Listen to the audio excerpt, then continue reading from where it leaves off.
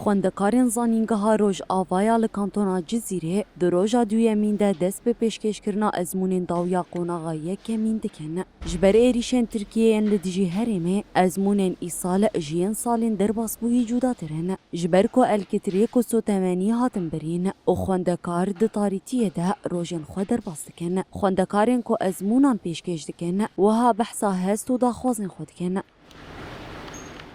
ایرو روژا دویمین ازمونین ما یه داوی آورز هلبت بری ویجی یه نویه ورز هبو ما برن شخوا حردو ورز کبن ناف هفتو انجامی ما درد کبن شخوا ایرو رو ام تین زانینگه ها روش آوا ام به کیف خوشیه که ام در باسی به زانینگه بو کیف خوشیه ناف دلی خونده کارا چه بو جبر کو بزمانی خوا فیری زانستید بن نهام امتحاني خوي نهائي بقدمين ما بري نصفي قدماندن وهيفيا سركفتنيش حموش اگردارت خوازم وهيفيا بشراجكي باش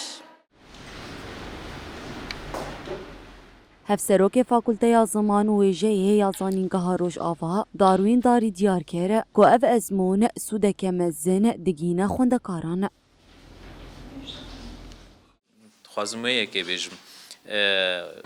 Xwendekar dibe ku di mesela ezmûna de piçek nerazîbûnê jî dibîne ji ber bi rastî yanî sawa ezmûna heye lê di encamê de li gorî yanî tecrübeya me bi mesela perwerdêrê me dîtiye ku li zanîngeha Rojava hersî zanîngehên Bakur û Rojhilatê Sûriyê encamek baş ew xwendekarê han ji van ezmûna dibîne û di pêşeroja wî de jî jê re wek sûdekê.